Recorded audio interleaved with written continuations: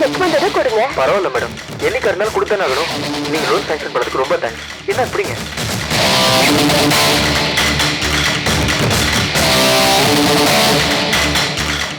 அது முடிஞ்சிருச்சு. நீங்க தைரியமா போங்க. கூடி சீக்கிரம் உங்களுக்கு செக் கிடைச்சிடும். Okay madam.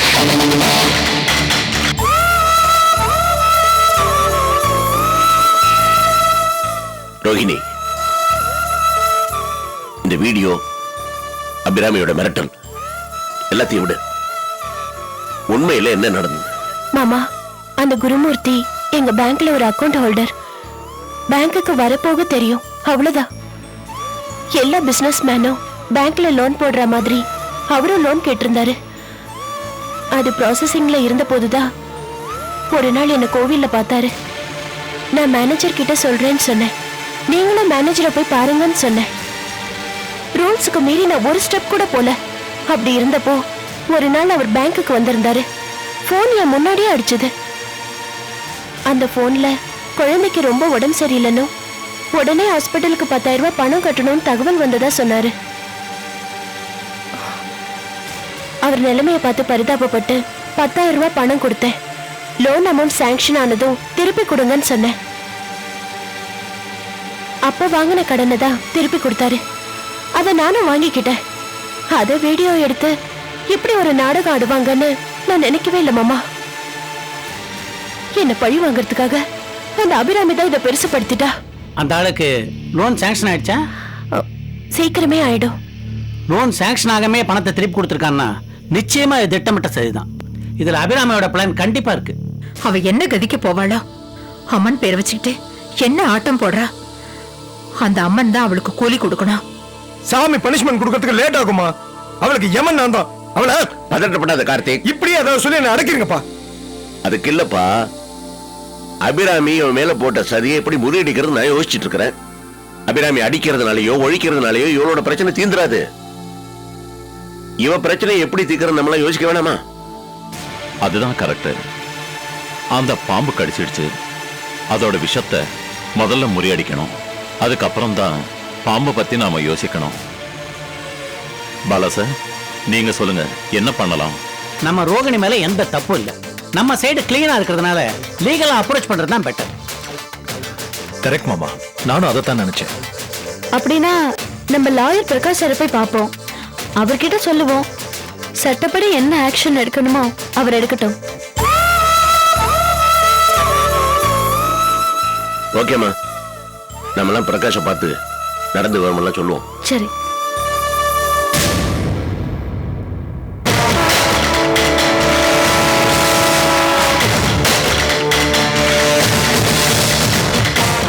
அர்ஜுன், நாங்கெல்லாம் இங்க எவ்வளவு சீரியஸா பேசிட்டு இருக்கோம். அங்க என்ன பண்ணிட்டு இருக்கீங்க? அக்கா, நீங்க லாயர் கிட்ட போங்க, நாங்க வேற இடத்துக்கு போறோம். எங்க? வந்து சொல்றேன். கார்த்திக், டைம் வேஸ்ட் பண்ண வேணாம், வா.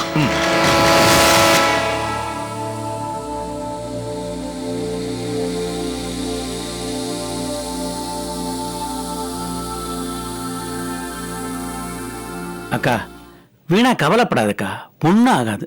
நாங்க இருக்கோம்ல, தைரியமா இருக்கா.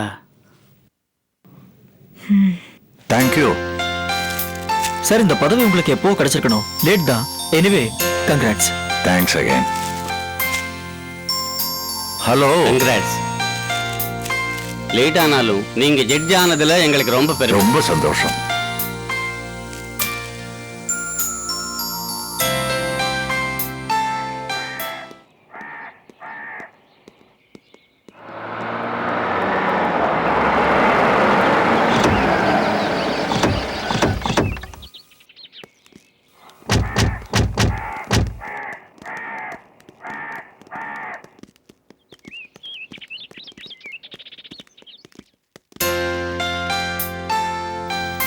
வாழ்த்துக்கள், ரொம்ப சந்தோஷம் சார். தேங்க்யூ. நீங்க ஜட்ஜ் ஆனதுல எங்களுக்கு ரொம்ப சந்தோஷம் சார்.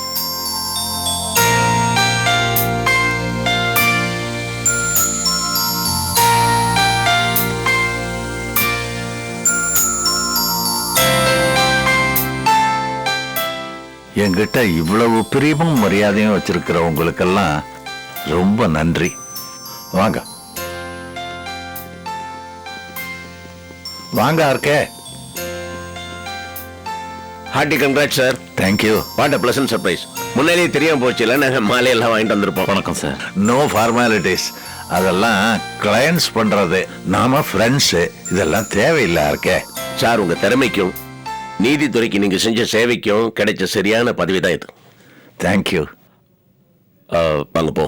அப்போ நாங்க கிளம்புறோம். கிளம்புறீங்களா? எல்லாரும் சேர்ந்து ஒன்னா வந்திருக்கீங்க, ஏதோ சொல்ல வந்திருக்கீங்க. எதா இருந்தாலும் சொல்லுங்க. சந்தோஷமான இந்த நேரத்துல எங்களால சொல்ல முடியல. அதெல்லாம் இருக்கட்டும், முதல்ல உட்காருங்க.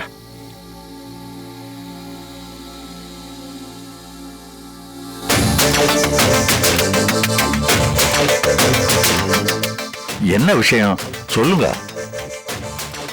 சொல்ல தயக்கமா இருக்கு. என்ன பார்க்க வந்தது வக்கீல் பிரகாஷ், இப்ப எதுக்கு உட்கார்ந்து இருக்கிறது ஜட்ஜ் பிரகாஷ். அதனால என்ன? நான் உங்களுக்கு சாதகமா ஜட்ஜ்மெண்ட் தான் கொடுக்க கூடாது, சஜஷன் கொடுக்கலாம் இல்ல. சொல்லுங்க. எல்லாரையும் பதம் பார்த்த அபிராமி இப்ப தன் பழைய சிநேகிதியான ரோஹிணி கிட்ட இந்த வேலையை காமிச்சிட்டா. என்ன பண்ற? மாமா, நீங்க சீடியில பார்த்ததை சொல்லுங்க. சார், இன்னைக்கு ஒரு கோரியர் பேக்கெட் வந்தது. அதுல ஒரு விசிடி இருந்தது. அதை பிளே பண்ணி பார்த்தா யாரோ ஒருத்தன் ரோகிணி கிட்ட 10,000 ரூபாய் கொடுக்குறான். அதுல ரோகிணியோட வாய்ஸ் வருது, சார் உங்களோட லோன் சாங்ஷன் ஆயிடுச்சுன்னு. ஆனா அந்த பணம் அந்த ஆள் குழந்தைக்கு ட்ரீட்மெண்ட்டுக்காக கொடுத்த பணம். அப்புறமா கொடுங்கன்னு சொல்லியும் அந்த ஆளு பிடிவாதமா அந்த பணத்தை என்கிட்ட கொடுத்துட்டான். ஆனா அத வீடியோவா எடுத்து என்ன இப்படி பிரச்சனையில மாட்டி விடுவாங்கன்னு நான் நினைக்கவே இல்லை சார். இப்ப அந்த அபிராமி அந்த சிடியை கையில வச்சுக்கிட்டு அடிக்கடி அப்பாவுக்கு போன் பண்ணி தொல்லை பண்ணிட்டு இருக்கா. என்னன்னு? உங்க மருமக ஜெயிலுக்கு போயிடுவா, அனுப்பட்டுமா வேண்டாமான்னு இவர்கிட்ட பேசியிருக்காரு.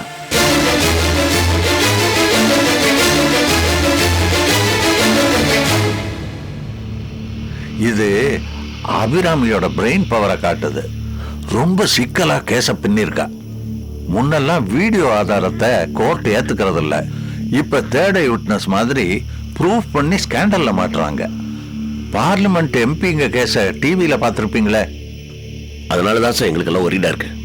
இவளை எப்படி காப்பாத்துறது? சாரி, இப்ப நான் ஜட்ஜ் ஆயிட்டதுனால இந்த கேஸ்ல தலையிட முடியாது, உங்களுக்காக வாதாடவும் முடியாது.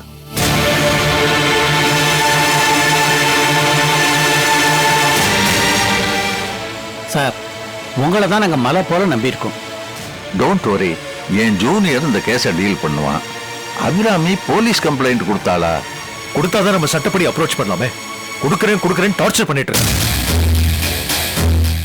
போலீஸுக்கு போகாத ஒரு விதத்தில் நல்லதுதான். ரோஹிணியோட பேர் வெளியில் வராம இருக்கணும். மேற்கொண்டு எதுவும் செய்யறதுக்கு முன்னாடி அபிராமிக்கு நாம யாரு உண்மை எதுன்னு தெரியப்படுத்தணும். அதான் எப்படின்னு ஒரு சஜஷன்.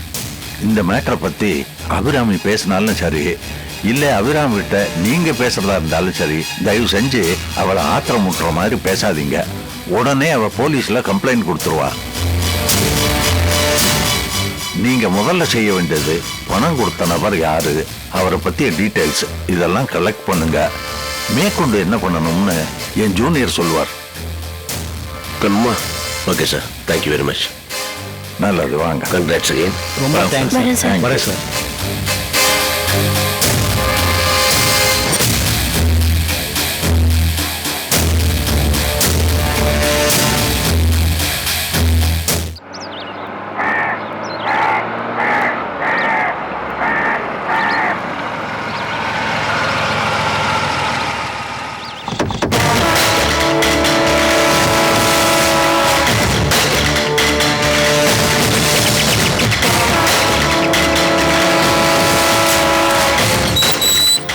வணக்கம் மேடம்.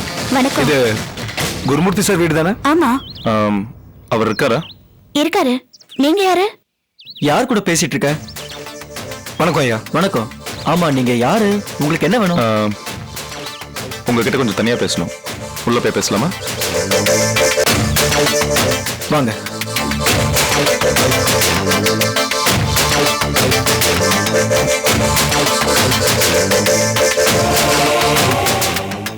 சொல்லுங்க.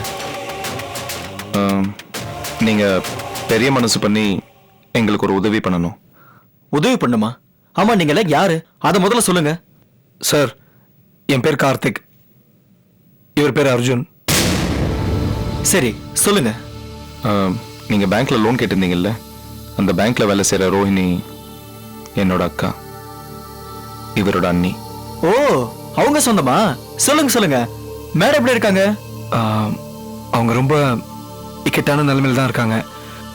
எங்க குடும்ப பிரச்சனை பத்தி சொல்லணும்னா அதுக்கு ஒரு நாள் போதாது. என் அண்ணி உங்களுக்கு ஹாஸ்பிட்டல்ல குழந்தைக்காக 10,000 ரூபாய் கொடுத்துருக்காங்க. நீங்களும் அதை திரும்ப கொடுத்துட்டீங்க. ஆனா அதை திரும்ப கொடுக்கும்போது அபிராமி அதை வீடியோ எடுத்திருக்காங்க. இப்போ அந்த வீடியோ வச்சு என் அண்ணன் அண்ணி ஏன் எங்க குடும்பத்தை மிரட்டிட்டு இருக்காங்க. இப்பெல்லாம் லஞ்சம் வாங்குறதெல்லாம் நம்ம வீடியோ எடுத்துட்டு இருக்காங்க. என்னது லஞ்சமா? கிட்டத்தட்ட லஞ்சம் வாங்குறதெல்லாம் சட்டப்பூர்வம் ஆயிடுச்சு. எனக்கு லோன் அரேஞ்ச் பண்றதுக்காக பணம் கேட்டாங்க, அதான் நான் கொடுத்தேன். நான் ஒன்னும் பணம் எடுக்கலையே. சார், நான் என்ன கேட்க வரேன்னா, இங்க பாருங்க, இத்தனை லட்சம் லோன் வாங்கி தராங்களேன்னு ஒரு சர்வீஸ் சார்ஜ் கொடுக்குற மாதிரி தான் கொடுத்துருக்கேன்.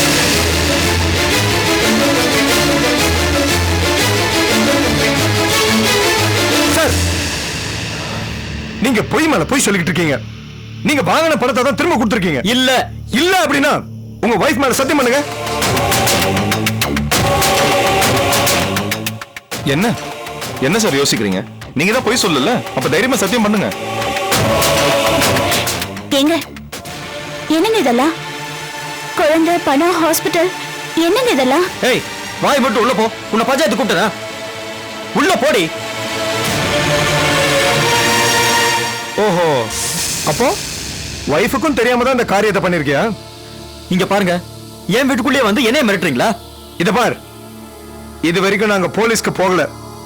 போனா உனக்கு தான் பிரச்சனை. இத பாருங்க, நீங்க சொல்ல போற ஒரு வார்த்தையில தான் எங்க அக்காவோட வாழ்க்கையே இருக்கு. தயவு செய்து கொஞ்சம் பெரிய மனசு பண்ணுங்க. பெரிய மனசு பண்றதுனால தான் உங்களுக்கு மரியாதை கொடுத்து பேசிட்டு இருக்கேன். ஹலோ, இங்க இல்ல, எங்க கேட்டாலும் நான் கொடுத்த லஞ்ச பணம் தான் சொல்லுவேன். நீங்க போலாம்.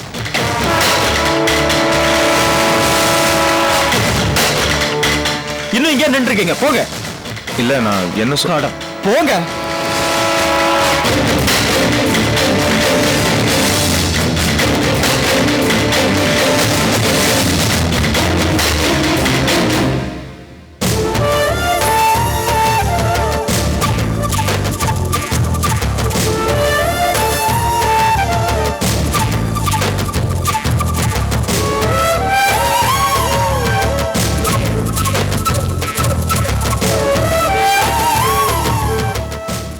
இப்ப என்னப்பா பண்றது? லாயர் ஜட்ஜ் ஆயிட்டதால ஏகப்பட்ட பிரச்சனை வருது.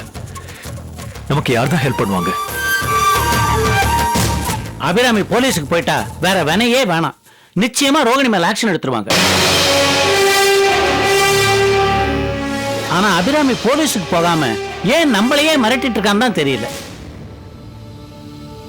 யாரு என்னன்னு எதுவுமே சொல்லாம நான் வேணும்னா ஆன்டி கரப்ஷன் பியூரோல சொல்லி பார்க்கட்டுமா? அபிராமியோட நோக்கம் நிச்சயமா ரோகிணியை போலீஸ்ல புடிச்சு கொடுக்கறதுல இல்ல. அவ வேற ஏதோ பிளான் வச்சிருக்கா. அது என்னன்னு கண்டுபிடிக்கணும். ஏன் இப்படி சொல்ற சாந்தி? மாமா, அவ போலீஸ்க்கு போறதுக்கு ஒரு நிமிஷம். ஆனா இது வரைக்கும் அவ அங்க போல. நம்மள மிரட்டுறா. ஆக அவ நம்ம கிட்டதான் எதையும் எதிர்பார்க்கறா.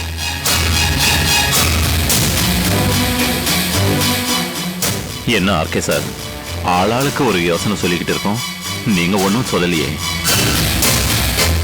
ஆமா மாமா, இதுல உங்க முடிவுக்காக தான் நாங்க எல்லாருமே காத்துட்டு இருக்கோம்.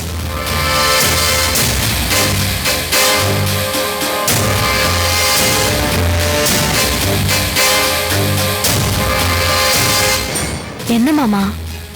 என் முடிவுக்காக தானே காத்துட்டு இருக்கீங்க? நீ மதன் சொல்லுங்கப்பா.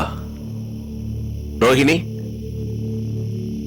எனக்கு உங்களை விட்டா வேற யாரு இருக்கா மாமா? பாலா, லக்ஷ்மண், நான் எடுக்க போற முடிவு நீங்க 2 பேரும் சப்போர்ட் பண்ணணும். என்ன முடிவு ஆர்கே சார்? சொல்றேன். நான் எந்த முடிவு எடுத்தாலும் சாந்தி சப்போர்ட் பண்ணுவா.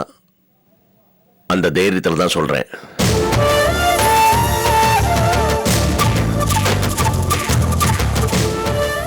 அது தப்பா ரைட்டாங்கிறது அப்புறம் பார்க்கலாம். நீங்க எல்லாரும் தப்புன்னு சொன்னா கூட நான் கவலைப்படுறதா இல்ல. அப்படி ஒரு முடிவு என்ன மாமா?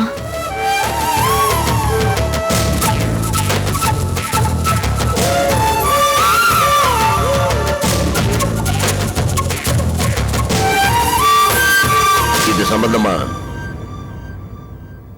நான் ஒருத்தரை பார்க்க போறேன். யாருப்பா? என் மருமகளுக்காக, அவளோட நல்ல வாழ்க்கைக்காக என்னோட மருமகளா இருந்தவளை பார்க்க போறேன்.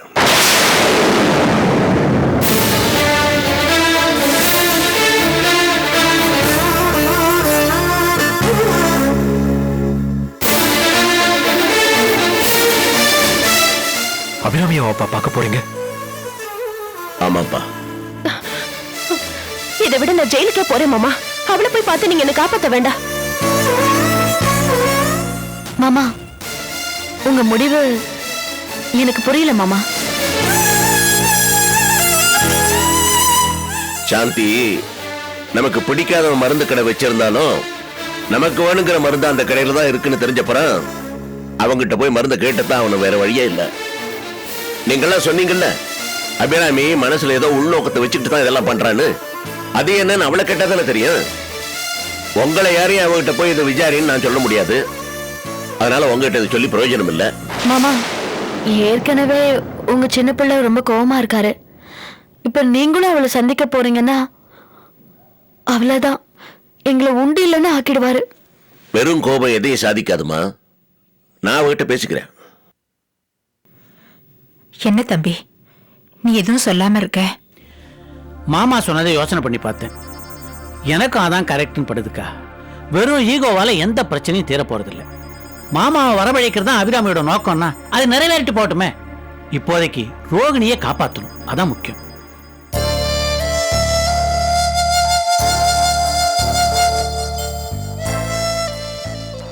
ஆமாம்மா, நாம ஒன்னும் சமாதானமா பேசுறதுக்கு அபிராமி கிட்ட போகல. அவன் நோக்கம் என்ன, அவளுக்கு என்ன வேணும்னு தெரிஞ்சுக்க ஆர்கே சார் போறாரு. அது தப்பில்லையே. அவளும் நம்ம குடும்பத்தை சேர்ந்தவங்கள அப்படிப்பட்ட வழியில பாக்குறா. அவ சண்டைக்காக நம்மளை பாக்குறா, நாம நம்ம பிரச்சனை தீர்றதுக்காக பாக்குறோம். அவ்வளவுதான்.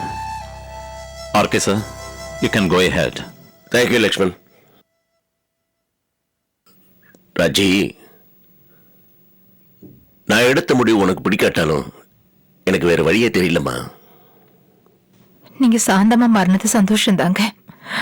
ஆனா அவளுக்காக அது தாங்க என்னால தாங்கிக்க முடியல. ராஜி, எனக்கு என்னோட ஈகோவோட என்னை நம்பி இருக்கிற மருமகளோட சந்தோஷம் தான் முக்கியம். தயவு செய்து என்ன புரிஞ்சுக்குங்க.